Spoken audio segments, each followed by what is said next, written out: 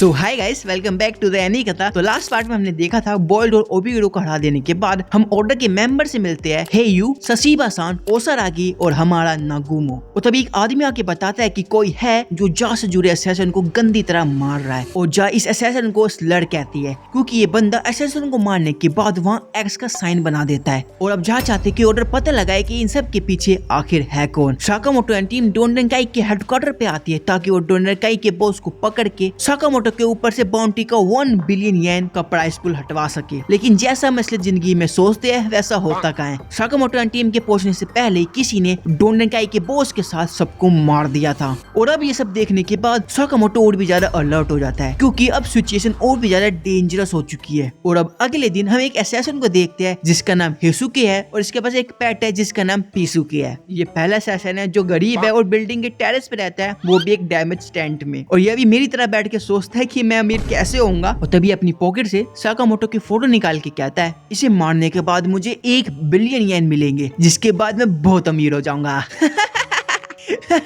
और तभी हम साकामोटो की शॉप को देखते हैं जहाँ सीन टूटी हुई विंडो के टुकड़े उठा रहा होता है और लूज विंडो को चिपका रही होती है क्योंकि असैसिन के लगातार आने की वजह से स्टोर की हालत और भी ज्यादा खराब होती जा रही है। हाँ, हमें रिपेयरिंग के बारे में सोचना चाहिए। और तभी सीन कहता है उतने पैसे कहाँ है हमारे पास, लेकिन ये कंपटीशन जीत गए तो रिपेयरिंग हो सकती है। और तभी हेसुके वहाँ जाता है और साकामोटो की फोटो दिखा के कहता है तुम में से साकामोटो कौन है। और इसे देखे सीन समझ जाता है और मन में कहता है क्या एक और असैसिन फिर से नहीं। और तभी साकामोटो बोलता है यहाँ कोई साकामोटो नाम का नहीं है, लेकिन बाहर बोर्ड पे तो साकामोटो लिखा है, लेकिन इस नाम की तो यहाँ बहुत सारी स्टोर है। और तभी हेसुके अपना सर पकड़ के वहीं बैठ जाता है और मन में कहता है क्या इस नाम के यहाँ इतने सारे स्टोर है। अबे यार, मैं इसे कैसे ढूंढूंगा। और इसका मतलब ये है कि मैं सुशी भी नहीं खा पाऊंगा। सेट यार। और ये सारी बातें सीन सुन रहा होता है। यार ये कैसी बातें सोच रहा है, इसका दिमाग तो पढ़ने के लायक भी नहीं है। तभी हेसुके कहता है बाहर बैठी दादी ने कहा था साकामोटो तो यहीं रहता है। और तभी सीन उसे धमका के कहता है अरे भाई सुन मेरी बात, पूरे जापान में साकामोटो नाम के 200 मिलियन लोग से भी ज्यादा है, कैसे ढूंढेगा उसे। ये सुन हेसुके उंगली पे हिसाब लगाने लगता है कि वो ऐसे में साकामोटो को कैसे ढूंढेगा और उससे भी बड़ी बात ट्रेन का किराया कहाँ से लाएगा। और रोते हुए कहता है मेरे पास तो आज के खाने के लिए भी पैसे नहीं है। और बड़ी ही लचायत के साथ उन सब की तरफ देख रहा होता है ताकि खाने को उसे कुछ मिल जाए, लेकिन इससे उसका काम नहीं बनता। वो मुंह लटका के निराश होकर वहाँ से चला जाता है। और तभी सिन को कुछ सेंस होता है। ये देख के लू पूछती है सिन क्या हुआ। और तभी सिन बताता है कि वो हमें बाहर से अभी भी देख रहा है। और हम देखते हैं कि हेसुके उन्हें अभी भी देख रहा होता है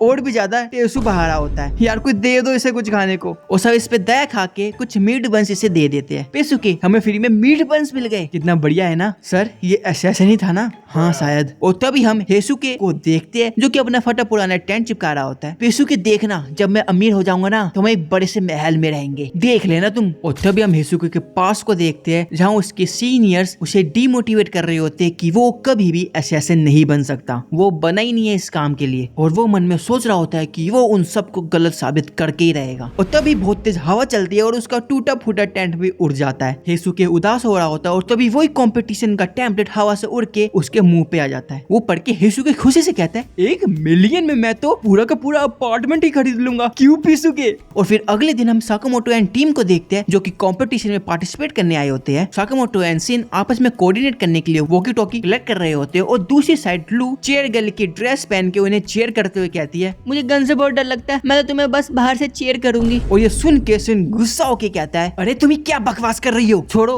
वैसे भी सब नूब रही है, इनसे हम आसानी से जीत जाएंगे। और तभी हम सबको किसी के गिड़गिड़ाने की आवाज आती है और हम सब देखते कि और कोई नहीं बल्कि हेसुके होता है जो उनसे रिक्वेस्ट कर रहा होता है कि उसे भी इस कंपटीशन में पार्टिसिपेट करने दिया जाए। प्लीज दीदी मुझे भी इसमें पार्टिसिपेट करने दो। सर मैं कितनी बार कहूँ आप इसमें सोलो पार्टिसिपेट नहीं कर सकते, अगर आपको इसमें पार्टिसिपेट करना है तो आपको अपने टीममेट के साथ आना होगा। और दूसरी बात मैं किसी की दीदी वीदी नहीं हूँ। तभी हेसुके की नजर सीधा सिन पे पड़ती है। वो जाके सीधा उसके पैर पकड़ लेता है और रोते हुए कहता है मुझे भी अपनी टीम में ले लो यार। अबे क्या कर रहा है, छोड़ छोड़ मेरा पैर। सिन परेशान होकर हेसुके को भी अपनी टीम में ले लेता है। तुम्हारा बहुत बहुत शुक्रिया दोस्त। हेसुके की हरकत देख साकामोटो मन में कहता है ये पक्का हरवाएगा हमें। और इधर कंपटीशन स्टार्ट होता है। भाइयों और उनकी बहनों, आज का शूटिंग कंपटीशन स्टार्ट होता है। जी खोल के कलर बॉल्स का यूज करना और फिर कंपटीशन खत्म होने के बाद हम मिलके ये सब साफ करेंगे। बैटल स्टार्ट होती है, सब अपनी टीम के साथ पोजीशन ले चुके होते हैं, लेकिन साकामोटो एंड टीम अभी भी आपस में बात कर रही होती है। अरे ये इमिचियो से दिखने वाले कौन है? और तभी इन्हें कोई शूट कर देता है और इन्हें शूट करने वाला और कोई नहीं बल्कि हेसुके होता है। उत्तरी इतना फास्ट! और तभी एक और स्क्वाड उन पे अटैक कर देती है, लेकिन ये इमिचियोस इनके सामने कहाँ टिक पाएंगे। दो को सिन निपटा देता है और दो को साकामोटो। इनके मूव्स देख के हेसुके को शक हो जाता है और वो इनसे कहता है, मुझे पता चल गया तुम दोनों प्रोफेशनल, कहीं से पता तो नहीं चल गया प्लेयर्स होना फ्री फायर के? नहीं, ये बुद्धू है। और वो आगे खेलने के लिए जा ही रहे होते हो, तभी नशे में लू चिल्ला के कहती है, क्या बात है साकामोटो तारो, लाजवाब हो आप। साकामोटो का नाम सुनते ही हेसुके फोटो मिलाने लगता है। नहीं ये वो नहीं हो सकता। और तभी लू बताती है कि ये साकामोटो की पुरानी वाली फोटो है, असली साकामोटो तो यही है। सिन लू को उठा के साइड करता है और सिचुएशन संभालने की कोशिश करता है। अरे ये साकामोटो कैसे हो सकता है? हाँ सही कहा। वो दोनों जोर से हंसने लगते हैं।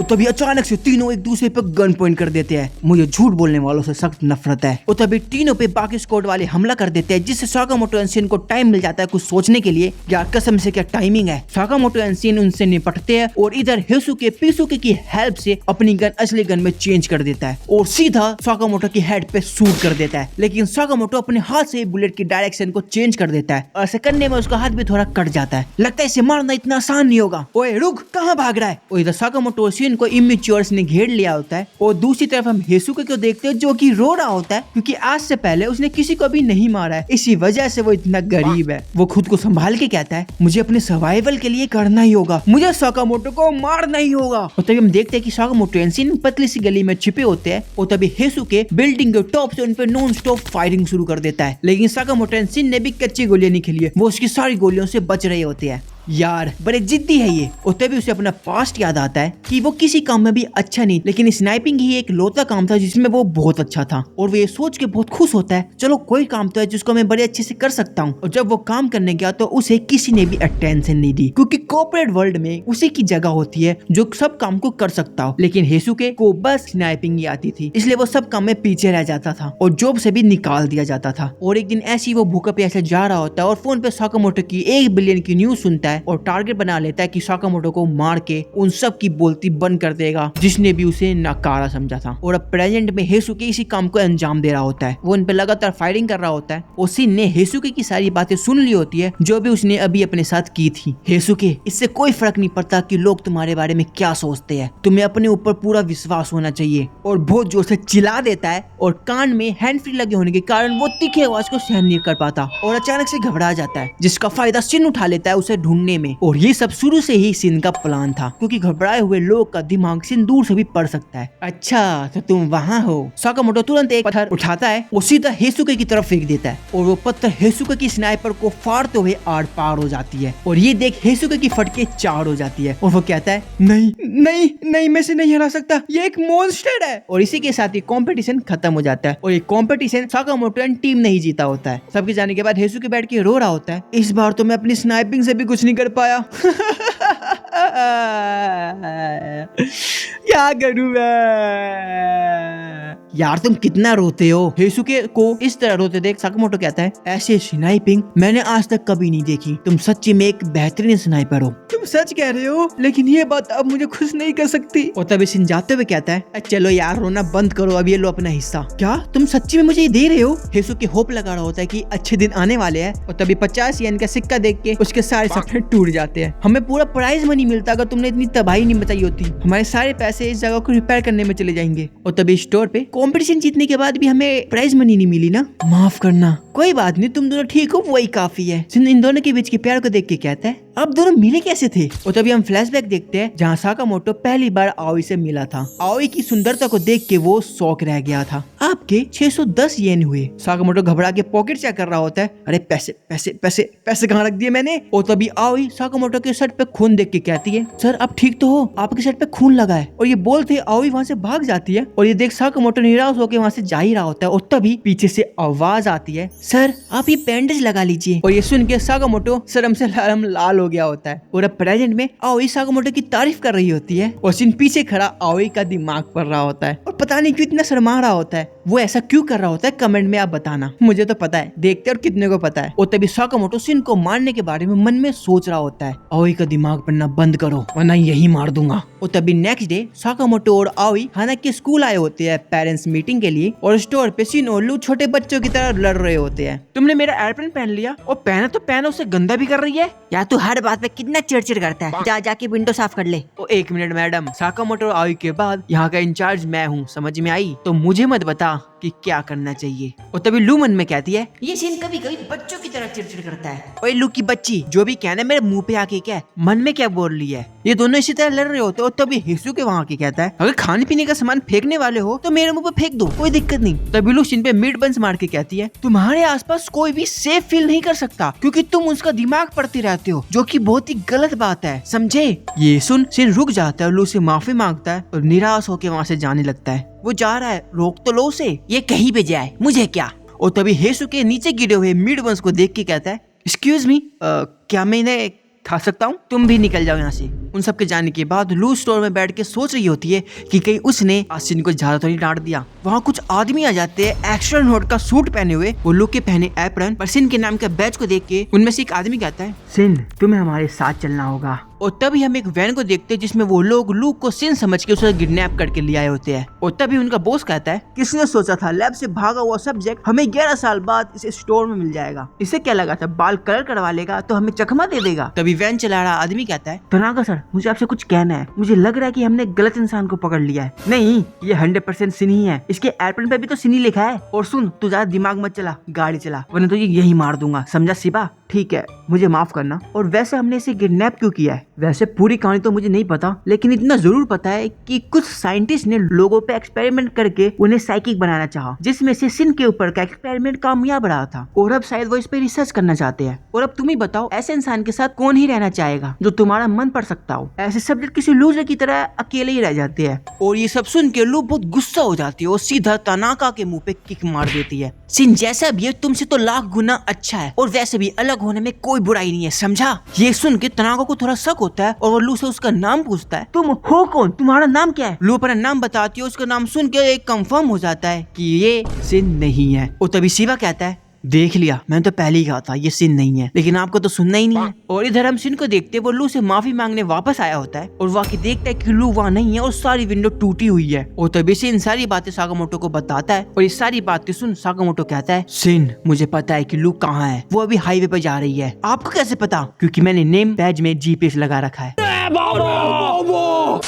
और इधर हम किडनैपर्स को देखते हैं। अगर ये बात बॉस को पता लग गई तो वो हमें जान से मार देंगे। अब मैं क्या करूं? हाँ, हम बॉस को कह देंगे कि इससे नहीं है, बस एक्सपेरिमेंट के बाद उसकी बॉडी चेंज हो गई है। हाँ, ये सही रहेगा। नहीं, उन्हें पता चल जाएगा कि एक लड़की है। अरे यार, इसलिए मुझे किडनैपिंग का काम पसंद नहीं है, हमेशा गड़बड़ हो जाती है। लू पीछे बैठ के सोच रही होती है कि उसे सिन के साथ उस तरह बात नहीं करनी चाहिए थी और ये सब जो भी हो रहा है उसका ही कर्मा है। और तभी तनाका शिवा से कहता है अबे ढीले, जल्दी हाईवे से निकाल मुझे। और तभी शिवा की नजर ऊपर जाती है और वो देखता है कि साकामोटो और सिन बाइक पे उड़ते हुए उनकी तरफ आ रहे होते हैं। हमारा मीट बंस बनाने वाला शेफ हमें अभी वापस चाहिए। तभी तनाका सिन को देख के कहता है क्या ये सिन है? बधाई हो दोस्तों, जाओ पकड़ लो उस चूहे को। और तभी हम देखते हैं 4 बंदे बाइक के साथ गाड़ी से उतरते हैं। पूरी धूम फिल्म की वाइब है। वो साकामोटो पे इलेक्ट्रिक रोड से अटैक करने ही वाला होता है, लेकिन साकामोटो उसे साइड में ढकेल के कहता है मेरा नहीं, तेरा सोने का टाइम आ गया है, चल निकल अब। और इधर सिन एक के टेम्पो पे चढ़ जाता है और एक लकड़ी का पुल उन पे फेंक देता है। सुनो भाई, क्या शूटिंग चल रही है? हाँ बिल्कुल। और तभी साकामोटो बाकियों को बड़ी आसानी से निपटा देता है। अपने साथियों को हारता देख तनाका कहता है अरे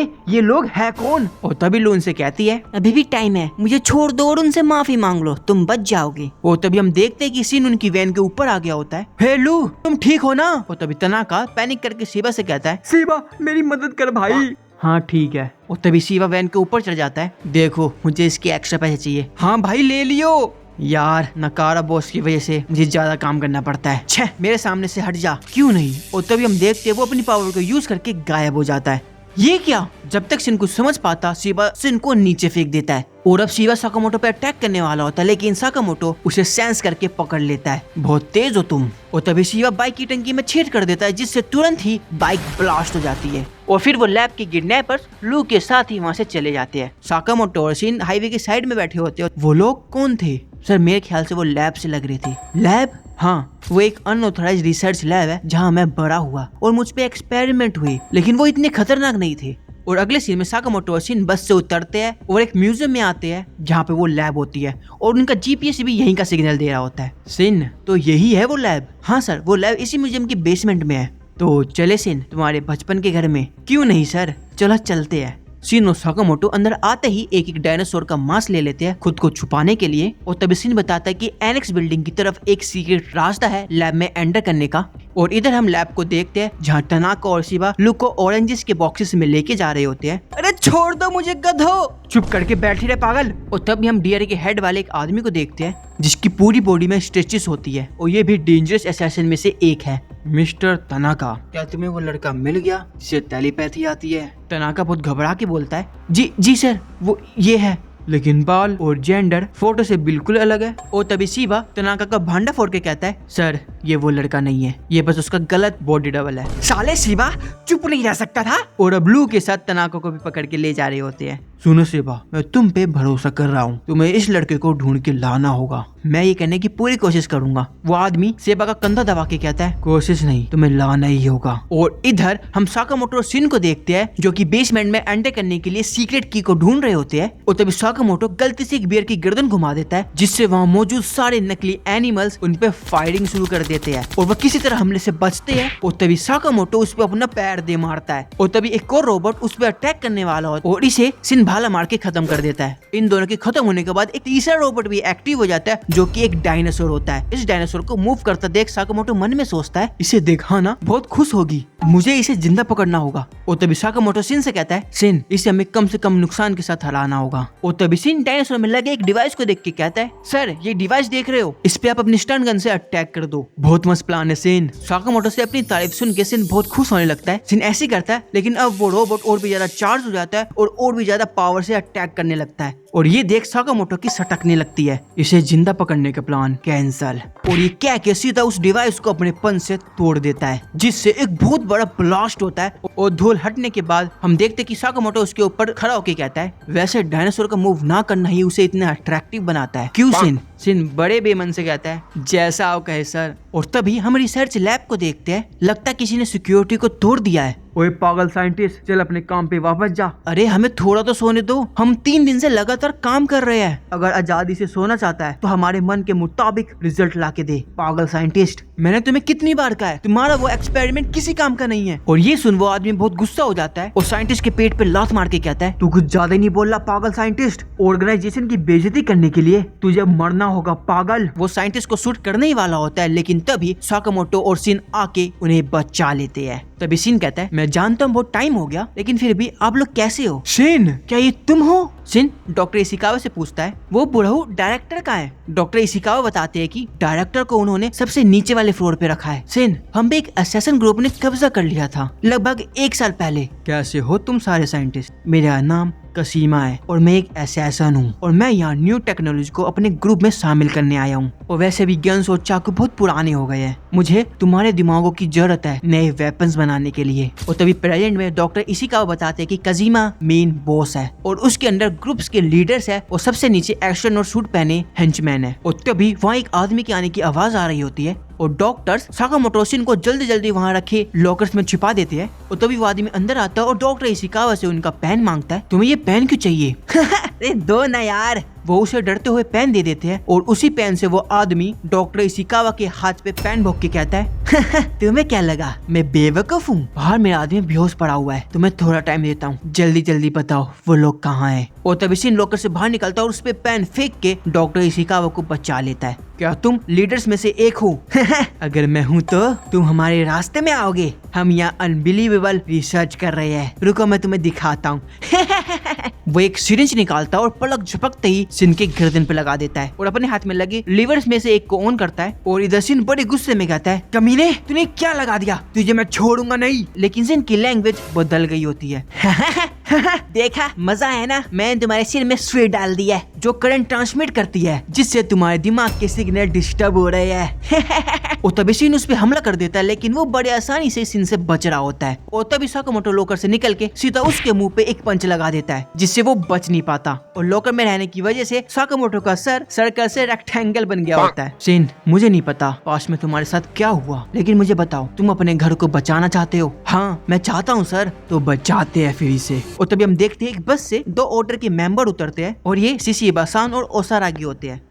बस में सफर की जमाना हो गया, कमर में दर्द हो रहा है। शिशिबासान, हमें खाना चाहिए। ओह अब ये तुम्हारा गुड लक रिचुअल। हम देखते कि वो दोनों चॉकलेट खा रहे होते हैं और तभी शिशिबासान कहता है क्या सच में स्लड का इस जगह से कुछ लेना देना है? और वैसे ओसारागी तुम्हें पता है ना नागोमो भरोसेमंद इंसानों में से नहीं है। तभी ओसारागी कहती है उसकी इन्वेस्टिगेशन को चेक करना ही हमारा काम है शिशिबासान। चलो ठीक है, तुम तैयार हो ना ओसारागी? और तभी ये एपिसोड यहाँ पे एंड होता है। उम्मीद करता हूँ आपको ये एक्सप्लेनेशन वीडियो अच्छी लगी हो। मेरे दूसरे एनिमे रिकैप देखने के लिए आप इस वाली वीडियो पे क्लिक कर सकते हो। मैं आपसे वहीं मिलता हूँ, तब तक के लिए बाय।